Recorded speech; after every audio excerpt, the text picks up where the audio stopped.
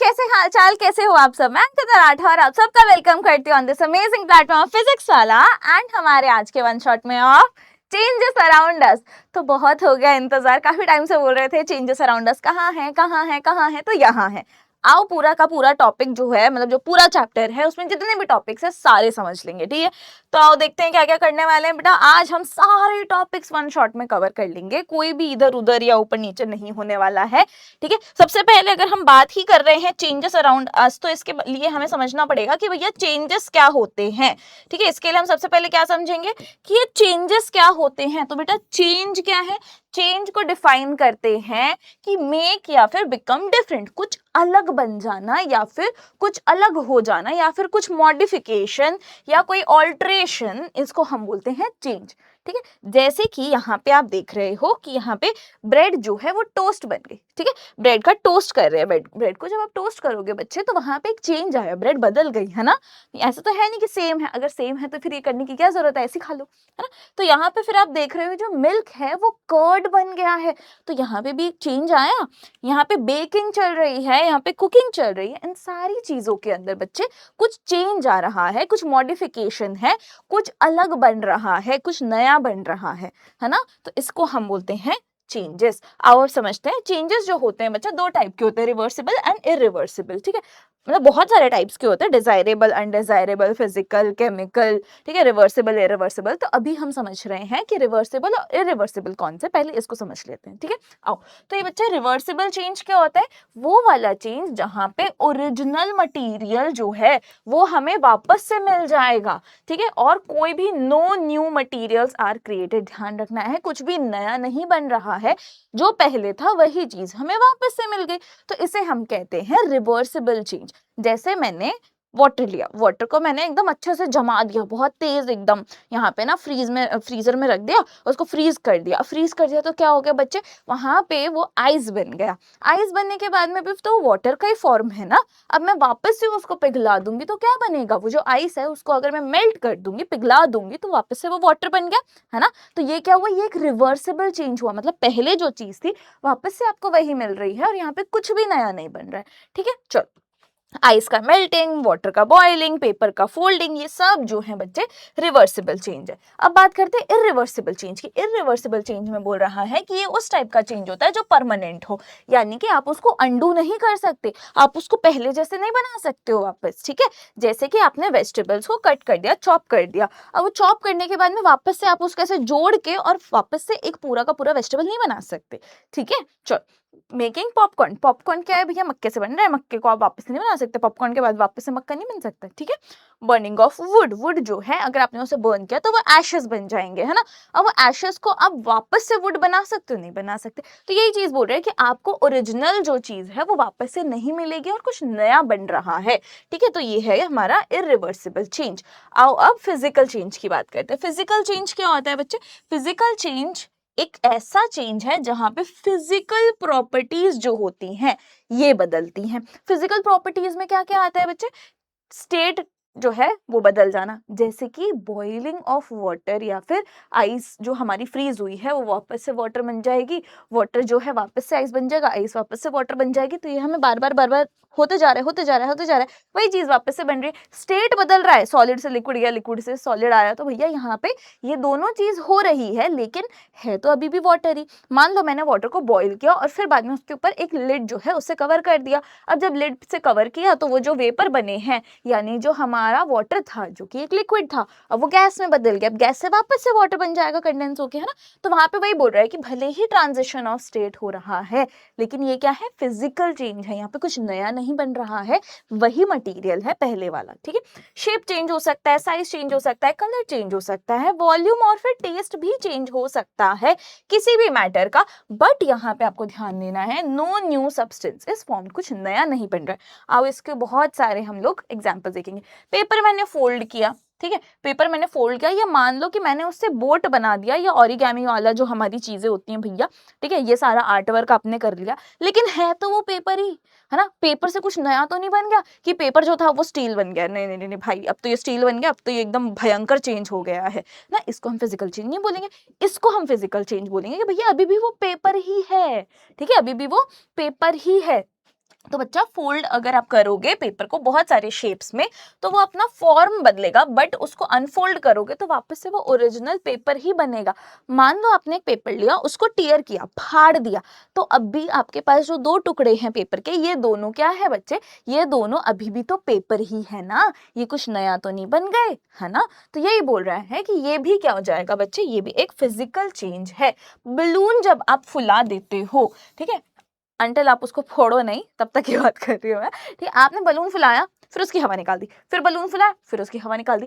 अब बलून जो है वो भले ही अपना साइज जो है ये चेंज कर रहा है, पर है तो वो बलून ही अभी भी, है ना जी। वही बोल रहा है कि जब आप बलून जो है उसको भरते हो, उसके अंदर हवा भरते हो, इन्फ्लेट करते हो, तो बलून स्ट्रेच हो जाता है, और एयर जो है जब आप उसको बाहर निकालते हो तो वापस अपने ओरिजिनल शेप में आ जाता है, ठीक है। तो अब यहाँ पे जब तक आप उसको इन्फ्लेटेड बलून को प्रिक नहीं कर रहे हो, फोड़ नहीं रहे हो, और वही बोल रहे हैं कि it to burst and original shape जो है वो आपका रिस्टोर हो रहा है। इसके बाद में नहीं हो पाएगा ओरिजिनल शेप, लेकिन है तो वो फिर भी क्या बच्चे, रबर का मटेरियल, है ना। ऐसा तो है नहीं, अगर आपने मान लो फोड़ भी दिया, चलो ठीक है मान लिया फोड़ दिया, ठीक है, फोड़ भी दिया तो भी अभी वो रबर का मटेरियल ही है। वो ऐसे नहीं है कि वो स्टील का बन जाएगा या वो पेपर का बन जाएगा फोड़ने के बाद, ऐसा नहीं है ना। तो वही बोल रहा है कि यहाँ पे बलून इन्फ्लेशन जो है ये भी क्या है बच्चे, फिजिकल चेंज है। चौक को जब आप क्रश करते हो या ग्राइंड करते हो और फिर उसको पाउडर फॉर्म में ले आते हो, तो भी वो बच्चे फिजिकल चेंज है, क्योंकि वो रहेगा तो चौक ही, है ना। जो पाउडर आपको मिला है, आप क्या बोलोगे कि ये तो, अरे अरे अरे, ये तो गोल्ड का पाउडर है, ऐसा बोलोगे नहीं ना, चौक का ही पाउडर बोलोगे ना, तो है तो वो अभी भी चौक। तो वही बोल रहा है कि वो एक फिजिकल चेंज है। सिमिलरली वाटर के जो स्टेट्स होते हैं अलग अलग अलग अलग, इसकी भी हमने बात की थी कि ये भैया सॉलिड स्टेट है, लिक्विड स्टेट है, और ये मैं सोचो कि मैं बादल ही ले आई, बताओ, ये वेपर बताने के लिए नहीं हूँ भाई, ठीक है। चलो, तो यहाँ पे अलग अलग जो आपको यहाँ पे फेजेस दिख रहे हैं, जो अलग अलग स्टेट्स बोल रहे हैं स्टेट्स दिख रहे हैं वाटर के, ठीक है। तो ये क्या है बच्चे, ये सब फिजिकल चेंज है। अगर ये चेंज हो रहा है तो भी ये वाटर का ही फॉर्म है, ये चेंज हो किस में आ रहा है तो भी वाटर का फॉर्म है, ये भी चेंज हो रहा है तो भी ये वाटर का ही फॉर्म रहेगा, ठीक है। चलो, अब बात करते हैं केमिकल चेंज की। केमिकल चेंज परमानेंट चेंज है बच्चे, और इसमें पता है क्या होता है, केमिकल प्रॉपर्टीज जो होती हैं वो बदल जाती है। केमिकल प्रॉपर्टीज में क्या आएगा, flammability, acidity, reactivity, chemical composition, ये सारी चीजें चेंज हो सकती हैं, या इनमें से कुछ एक चीज चेंज हो सकती है, एंड एक न्यू प्रोडक्ट जो होता है वो बनता है, ठीक है। अब आप यहाँ पे देखोगे जो आपके अंदर डाइजेशन हो रहा है, जो फोटोसिंथेसिस हो रही है, एग जो है जब आप उसको कुक कर रहे हो, ऑमलेट बना रहे हो, कुछ रॉटिंग हो गई किसी हमारे एप्पल वगैरह की ना, तो ये सारी चीजें, बेकिंग हो रही है, ये सब क्या है बच्चे, ये सब केमिकल चेंज है, ठीक है। अब एग्जांपल देख लेते हैं इसके भी। चलो, आपने एयर ब्लो किया इनटू लाइम वाटर, ठीक है, आपने क्या किया, आपने लाइम वाटर ले लिया जो कि एक सोल्यूशन है कैल्शियम हाइड्रोक्साइड का, ठीक है, कैल्शियम हाइड्रोक्साइड जो होता है उसका सोल्यूशन है लाइम वाटर, ठीक है। चलो, ये आपने लिया, और अब आप क्या कर रहे हो, आप सांस लेते हो, है ना, आपको पता है आप सांस लेते हो तो ऑक्सीजन जाता है, सांस छोड़ रहे हो तो कार्बन डाइऑक्साइड ह्यूज अमाउंट में आता है बाहर, है ना। तो वही बोल रहा है कि जो कार्बन डाइऑक्साइड होता है ये रिएक्ट करेगा लाइम वाटर के साथ में, और फिर कैल्शियम कार्बोनेट बना देता है, जो कि हमें मिल्की या क्लाउडी अपीयर करता है। ये जो सॉलिड होता है ये आपको कंटेनर के नीचे ऐसे जमता हुआ यहाँ पे दिख जाएगा, ठीक है, यहाँ पे आपको ऐसे प्रेसिपिटेट जो है वो इसका दिख जाएगा, ठीक है। वही बोल रहा है कि ये जो आपका केमिकल चेंज है, यानी कि कैल्शियम कार्बोनेट और वाटर यहाँ पे बन जाता है, ठीक है। यहाँ पे क्या हो रहा है बच्चे, कैल्शियम हाइड्रोक्साइड, और आपने क्या लिया, calcium hydroxide is basically lime water, आपने क्या किया, उसके अंदर कार्बन डाइऑक्साइड जो है फूक करके वहां पे डाल दिया, जब वो वहां पे मिक्स होता है तो कैल्शियम कार्बोनेट बन रहा है अलॉन्ग विथ वाटर। तो यहाँ पे कुछ नया बन रहा है, दिख रहा है आपको, कुछ नया बनते हुए दिख रहा है, इसे हम कहते हैं केमिकल चेंज। केमिकल कॉम्पोजिशन ही उसका चेंज हो गया है, तो ये क्या हो रहा है बच्चे, केमिकल चेंज हो रहा है, यहाँ पे फिजिकल चेंज नहीं है, ठीक है, नया चीज बन रही है, तो केमिकल चेंज ये बताता है कि एक न्यू सब्सटेंस जो है, जो कि कैल्शियम कार्बोनेट, ये प्रोड्यूस हुआ है, जिससे पता चल रहा है हमें कि ये एक केमिकल चेंज है, ठीक है। चलो, अब यहाँ पे बात कर रहा है विनेगर और बेकिंग सोडा ले लिया आपने, मान लो, ठीक है, इन दोनों का आप रिएक्ट करो, विनेगर लिया, बेकिंग सोडा लिया, तो अब जब आप इन दोनों को मिक्स करोगे तो वो रिएक्ट करेंगे, और वो कार्बन डाइऑक्साइड गैस जो होता है वो प्रोड्यूस करेंगे, जो आपको प्स करके ऊपर ऐसे आते हुए दिखेगा ना, फिजिंग जो आपको दिखती है या फिर बबलिंग जो आपको दिखती है, वो किसकी वजह से हो रहा है बच्चा, क्योंकि केमिकल चेंज हुआ है उसके अंदर, उसकी वजह से आपको दिख रहा है, ठीक है।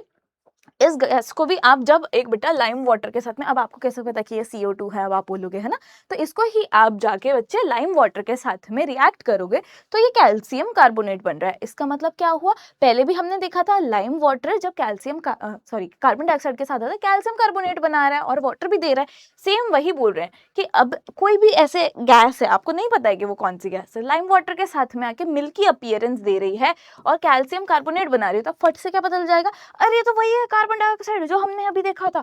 हाँ ठीक है, तो ये वही बता रहा है कि ये कंफर्म कर रहा है कि कार्बन डाइऑक्साइड गैस जो है वो इस केमिकल रिएक्शन में बनी है, मतलब कुछ नया फॉर्म हुआ है ना, है ना, है ना।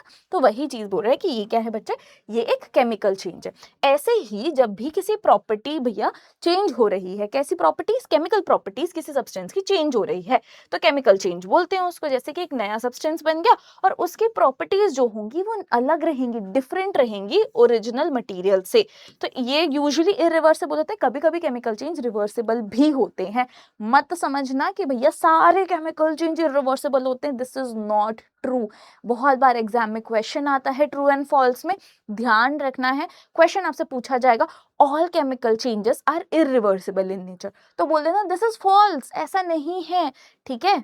चलो, कुछ कुछ रिवर्सिबल भी होते हैं। अब बात कर रहे हैं कि मान लो कहीं जंग लग गई, ठीक है, तो वहां पे जब रस्टिंग हो जाती है, कोरोजन हो जाता है, तो ये क्या है बच्चे, ये भी केमिकल चेंज है ना, ये भी क्या है, केमिकल चेंज है। अब अपने जो हमारा बच्चे आयरन है या कोई भी मेटल है उसको हम कैसे प्रोटेक्ट करेंगे फ्रॉम रस्टिंग, इसकी बात कर रहे हैं। तो बच्चे या तो आपने पेंट कर दिया, पेंट करने से क्या हुआ, आपका जो मटेरियल था इसके ऊपर आपने यहाँ पे पूरा पेंट कर दिया, ठीक है, मान लो कि मैंने एक येलो कलर का पेंट कर दिया है ना, यहाँ पे मैंने इसको येलो येलो येलो पेंट कर दिया। अब यहाँ पे जो मॉइस्चर है, जो एयर है ना, वो इसके साथ में कांटेक्ट में आ ही नहीं पा रहा है, वो सिर्फ पेंट के साथ में कांटेक्ट में आ रहा है, मेरे मेटल के साथ में कांटेक्ट में नहीं आ रहा है, और जब वो मेटल के साथ कांटेक्ट में नहीं आएगा तो रस्टिंग भी नहीं होगी। तो वही बोल रहा है कि यहाँ पे बच्चे पेंट करने से आप प्रिवेंट कर सकते हो रस्टिंग को। दूसरी चीज, ऑयलिंग या ग्रीसिंग कर दो, उससे आप प्रिवेंट कर सकते हो, है ना, गैल्वेनाइजेशन कर दिया, उससे आपने प्रिवेंट कर दिया। गैल्वेनाइजेशन इज बेसिकली आयरन के ऊपर जब एक जिंक की लेयर आप डिपॉजिट करो, ठीक है, जिंक लेयर को जब आप डिपॉजिट करते हो ऑन आयरन में, है ना, आयरन से बनी हुई कोई भी चीज, मेटल वगैरह, है ना, जो आयरन का मेटल है, आयरन इज अ मेटल, ठीक है, उसके अगर ऊपर आप जिंक का एक लेयर बनाते हो या फिर लेयर चढ़ा देते हो या उसको डिपॉजिट कर देते हो, इस प्रोसेस को गैल्वेनाइजेशन बोलते हैं, और ये भी हेल्पफुल होती है टू प्रिवेंट रस्टिंग, ठीक है। चलो अब आगे बढ़ते हैं। कंबशन क्या होता है बेटा, कंबशन बहुत सिंपल शब्दों में बोलूं, कोई भी चीज जो है, ठीक है, कोई भी चीज जो है उसके अंदर क्या हो रहा है बच्चे, केमिकल रिएक्शन हो रहा है जिसमें वो फायर और लाइट दे रही है, ठीक है। अब मान लो कि मैंने कैंडल जो है उसे बर्न किया या फिर मैंने स्टोव जो है उसको ऑन किया, तो अब आपको तीन चीजें बता देती हूँ जो इसके लिए बहुत ही हद इंपॉर्टेंट है, ठीक है। तो देखो, सबसे पहली चीज है कि कोई चीज अगर जल रही है तो वो चीज चाहिए होगी ना हमें, मैं ऐसे तो हवा में बोलूंगी नहीं यार इसको आग लगा दे, किसको आग लगा दे, कोई चीज होनी चाहिए, कोई सब्सटेंस होना चाहिए, कोई फ्यूल होना चाहिए। मान लो मैंने ले लिया पेट्रोल, मान लो मैंने ले लिया डीजल, मान लो मैंने ले लिया CNG, मान लो मैंने ले लिया वुड, है ना, कोई भी चीज, मान लो मैंने ले लिया पेपर, कोई भी चीज अगर मैं ले रही हूँ और उसको बर्न कर रही हूँ ना, तो उसको क्या कर रही हूँ बच्चा, मैं बर्न कर रही हूँ तो कंबशन हो रहा है, तो बेटा सबसे इंपॉर्टेंट सब्सटेंस तो चाहिए मुझे, सब्सटेंस ही नहीं होगा या फ्यूल ही नहीं होगा तो मैं किसको जलाऊंगी, पहली चीज, ठीक है। दूसरी चीज कंबशन के लिए क्या इंपॉर्टेंट है बच्चे, दूसरी चीज जो कंबशन के लिए इंपॉर्टेंट है वो है हमारा हीट, ठीक है।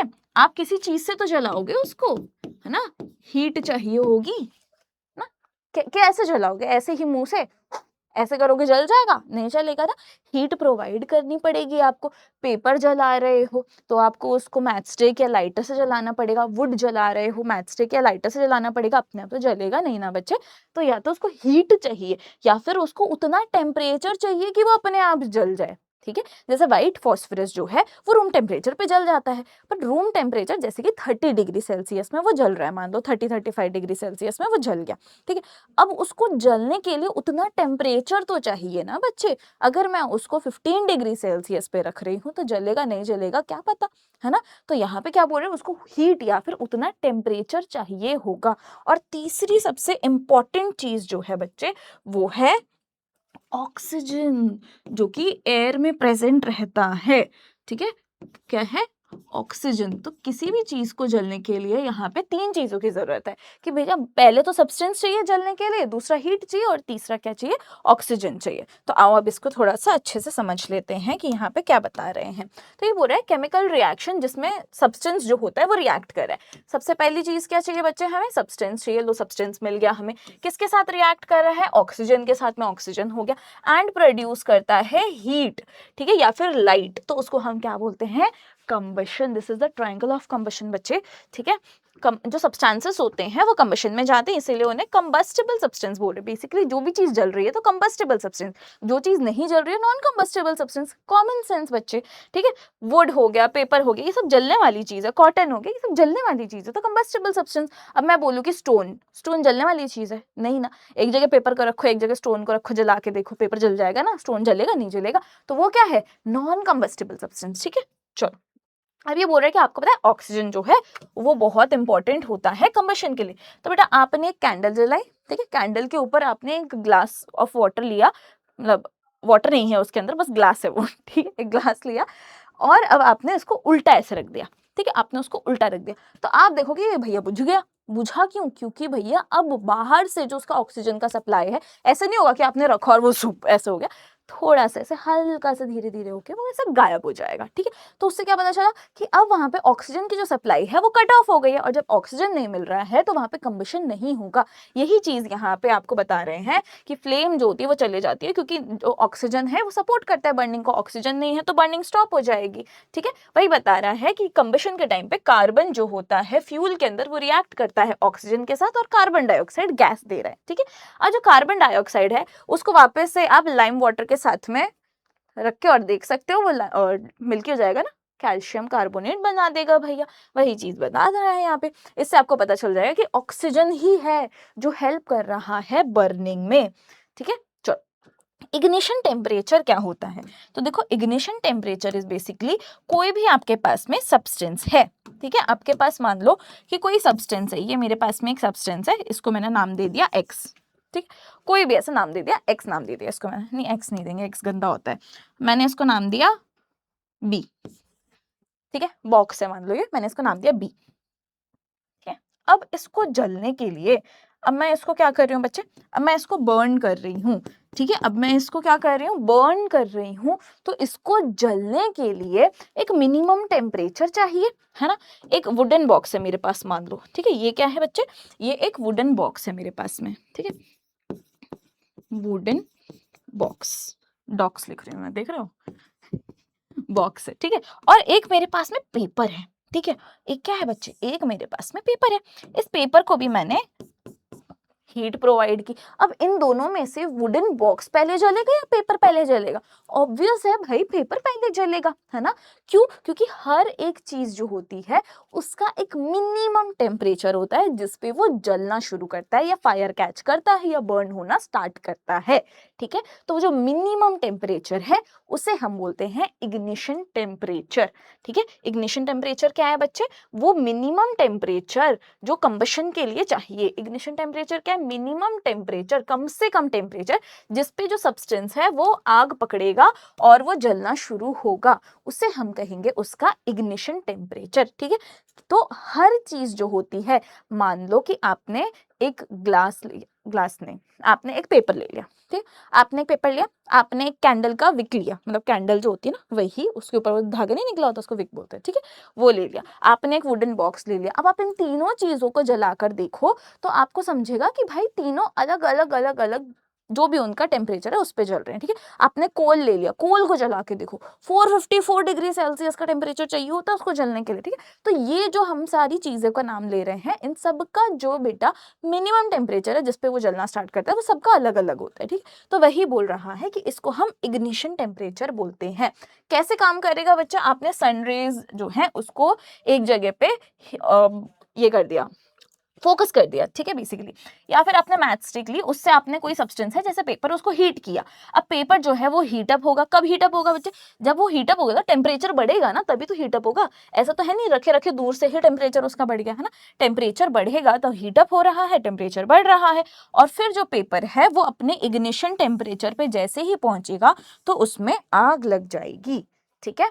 अब क्या करना है, जब कोई इंसान को आग लग गई या उसके कपड़ों में आग लग गई, तो बच्चे सबसे पहली चीज यहाँ पे बोल रहे हैं कि आप उनको ब्लैंकेट है या फिर कोई क्लॉथ है तो उससे आप उसको ढक दो। ढकने से क्या होगा, एयर के साथ में कांटेक्ट उसका बंद हो जाएगा, यानी ऑक्सीजन का कांटेक्ट आपने जैसे ही बंद किया तो वो इंसान जो है उसकी आग जो है वो बंद हो जाएगी। ठीक है, एक बात ध्यान रखना बच्चे, सिंथेटिक ब्लैंकेट नहीं यूज करना कि मैम ने तो ब्लैंकेट बोला था, सिंथेटिक उठा लूंगा, या ऐसे सिंथेटिक कपड़े नहीं उठाना, क्योंकि वो मेल्ट करते हैं और वो उसी इंसान के बदन से भैया चिपक जाएंगे, उसके स्किन से चिपक जाएंगे और उसे और गंदे बर्न्स दे देंगे और ज्यादा जला देंगे। फिर ये हो जाएगा कि कर्म करने जाता हूँ कांड हो जाता है। ठीक है, तो ध्यान रखना है कि सिंथेटिक ब्लैंकेट या सिंथेटिक क्लोथ्स मत यूज करना। ठीक है, चलो आगे बढ़ते हैं। आओ भैया नेचर के वंडर्स की बात करते हैं कि आपको पता है अभी हमने क्या पढ़ा, कंबशन होगा तो हीट मिल रही है, लाइट मिल रही है, पर एक नेचर में ऐसी चीज है भैया, बहुत सारे अलग अलग ऑर्गेनिजम्स होते हैं, है ना। तो एक ऐसा ऑर्गेनिज्म है जिसमें हीट चाहिए ही नहीं पर लाइट आ जाती है, पता है कौन सा, उसका नाम है फायर फ्लाई। ठीक है, ये लाइट देते हैं गार्डन्स, फील्ड्स, इन सब में आपको देखने के लिए मिलेगा लेट इवनिंग्स के टाइम पे। लाइट प्रोड्यूस होती है केमिकल चेंज के थ्रू, और इस जो प्रोसेस है ना लाइट देने का, इसे हम बोलते हैं बायोल्यूमिनेसेंस, जिसमें लाइट तो प्रोड्यूस हो रही है बट हीट नहीं। ठीक है, और ये लिविंग ऑर्गेनिज्म में हो रहा है। नेचर इज सो ब्यूटीफुल, है ना। चलो अब यहाँ पे और दो टाइप्स ऑफ चेंजेस आपको दे दिया कि आपने इतना पढ़ ही लिया है तो दो टाइप्स और ही पढ़ ली। ठीक है, डिजायरेबल और अनडिजायरेबल। डिजायरेबल मतलब जो हम चाह रहे हैं, ठीक है, हम चाहें कि ये चेंज हो तो डिजायरेबल है।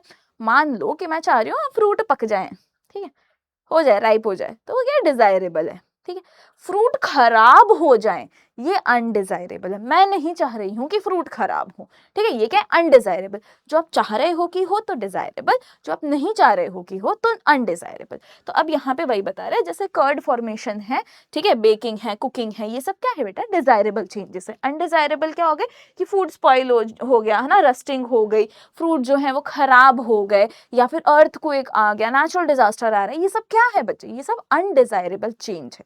ठीक है, तो यहाँ पे दो टाइप्स ऑफ चेंजेस और पढ़ लिए हमने। अब ये जो जनाब है माइकल फैराडे, इनके बारे में थोड़ा सा पढ़ते हैं बच्चे। इन्होंने कैंडल को यूज करके उसमें बहुत सारे जो प्रोसेसेस है उसको एक्सप्लेन किया, जैसे कि फिजिकल प्रोसेस उन्होंने बताया, केमिकल प्रोसेस भी हो रहा है, मेल्टिंग हो रही है वैक्स की। ठीक है, एक तो मेल्टिंग हो रही है वैक्स की, वापस से वो वैक्स ही बन जाता है कायदे से, है ना, तो फिजिकल चेंज। और बर्निंग जब होती है कैंडल की तो कुछ कुछ वेपराइज भी होते हैं पार्टिकल्स, है ना, वहां पे बर्निंग जब हो रही है तो वो क्या हो गया, जो विक है हमारी वो बर्न हो रही है, बर्न होके वो ऐश बन जा रही है, तो वो तो केमिकल चेंज है। तो उन्होंने बताया कि एक कैंडल के ही अंदर आपको फिजिकल और केमिकल दोनों चेंज देखने के लिए मिल रहे हैं। ठीक है, तो यहाँ पे मेल्टिंग हो रही है, वेपराइजेशन हो रहा है, कंबशन हो रहा है, ये सारी चीजें उन्होंने इसमें बताइए बेटा, chemical history of a candle. ठीक है, कितने इंटेलिजेंट थे, वाओ। चलो अब नेचर में भी कुछ चेंजेस आ रहे हैं, मतलब आप नहीं कर रहे हो जाके ऐसे ऐसे कि ए चेंज चेंज चेंज चाहिए, मुझे चेंज चाहिए, लेकिन अपने आप नेचर जो है उसमें कुछ चेंज लेकर आ रहा है। क्या है भैया, उसको थोड़ा सा समझते हैं।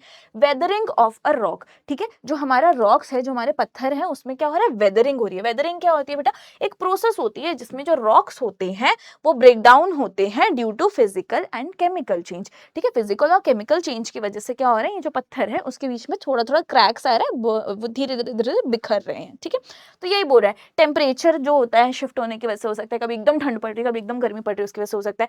ट्री जो है उसकी जो रूट्स हैं वो बहुत गहराई में जाती है, तो बहुत बार होता है कि छोटे मोटे पत्थर हैं, नाजुक से हैं कोई, तो उनको ब्रेक करके चले जाए। ठीक है, फ्रीजिंग वाटर, जब वाटर उसके बीच में जाके फ्रीज हो जाता है, मान लो हमारा पत्थर है उसमें हल्के से क्रैक आए, अब वो वापस जुड़ भी जाता, लेकिन नहीं, यहाँ पे तो वाटर जो था वो आया और वहां पे फ्रीज हो गया। अब वाटर के फ्रीज होने की वजह से वो वापस से जुड़ नहीं पाया पत्थर, तो अब वो धीरे धीरे बिखर जाएगा। ठीक है, वेदरिंग हो गया, तो इन सब रीजंस की वजह से जो पत्थर होते हैं वो बिखर जाते हैं। ठीक है, ये क्या है, ये फिजिकल वेदरिंग है, यानी कि जब टेम्परेचर चेंज हो रहा है, प्लांट की रूट्स अंदर जा रही हैं, फ्रीजिंग ऑफ वाटर हो रहा है, इसकी वजह से छोटे छोटे ऐसे टुकड़ों में बट जाते हैं। ठीक है, अब यहाँ पे बात करें केमिकल वेदरिंग क्या है बच्चे। केमिकल वेदरिंग होती है जब वाटर या केमिकल्स जो होते हैं वो इन पत्थरों के साथ रिएक्ट करते हैं और उसमें केमिकल चेंज ले आते हैं। ठीक है, जैसे कि आयरन रिच बेसल्ट सॉल्ट जो है, ठीक है, बेसल्ट रॉक जो है, ठीक है, सॉल्ट जो, ठीक है, आयरन रिच बेसल्ट रॉक जो है, ये आप देखोगे कैसा हो गया, रेड हो गया। क्यों बच्चे, यहाँ पे वाटर जो है उसका एक्सपोजर मिला उसको, तो यहाँ पे क्या हो रहा है बेटा, वो आयरन रिच है, ठीक है। कायदे से अगर वो आयरन रिच है तो उसमें रस्टिंग के चांसेस होते हैं, ठीक है। अगर कोई भी आयरन की चीज बनी है उसमें आप वाटर और एयर का कांटेक्ट प्रॉपर दोगे तो वहां पे क्या होता है बच्चे, वहां पे ऑक्सीडेशन हो जा रहा है, ठीक है। तो वही चीज यहाँ पे हो रही है कि ऑक्सीडेशन हो जा रहा है। और यहाँ पे क्या है बच्चे, जो यहाँ पे रॉक है वो कौन से कलर की हो गई बच्चे, रेड कलर की हो गई, ठीक है।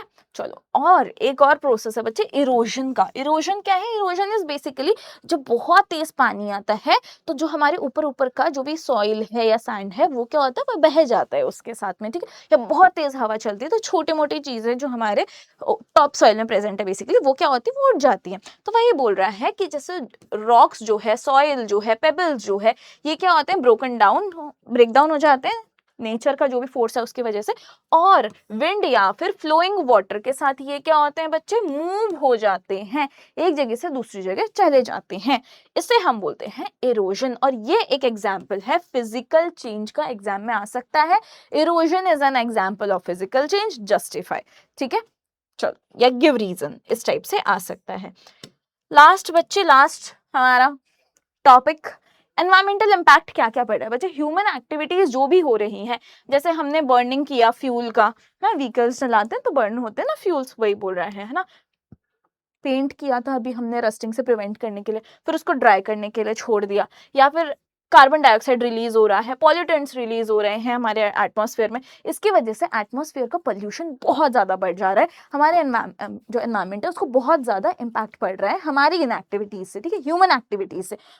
तो वही बोल रहा है कि ये चेंजेस जो हैं ये लॉन्ग टर्म इफेक्ट्स डाल रहे हैं हमारे एनवायरनमेंट पे, जैसे कि क्लाइमेट चेंज, ग्लोबल वार्मिंग हो रही है, क्लाइमेट चेंज हो रहा है, बारिश के टाइम पे यहाँ पे गर्मी पड़ रही है, गर्मी के टाइम पे बारिश आ जा रही है, ठंड के टाइम पे बारिश आ जा रही है ना। पूरे थ्रू आउट द ईयर बारिश आ रही है लेकिन बारिश के मौसम में बारिश नहीं आ रही, तो यहाँ पे क्लाइमेट ही चेंज होने लग गया है। तो ये सब क्यों हो रहा है, ये सब ह्यूमन एक्टिविटीज की वजह से हो रहा है, जैसे कि यहाँ पे आपको कुछ एग्जाम्पल्स दिए गए हैं उनकी वजह से, ठीक है। तो ये तो हो गया हमारा चेंजेस अराउंड अस का चैप्टर। तो चेंजेस हमने बहुत सारे देख लिए, हमारे नेचर में क्या क्या हो रहा है, हमारे घर में क्या क्या हो रहा है, और हमारे आसपास जो चीजें रखी हैं उनके साथ क्या क्या हो रहा है, ठीक है। तो आई होप आपको ये पूरा समझ में आ गया होगा। मिलते हैं अपनी अगली क्लास में। Till then take care of yourself. Thank you everyone, bye bye.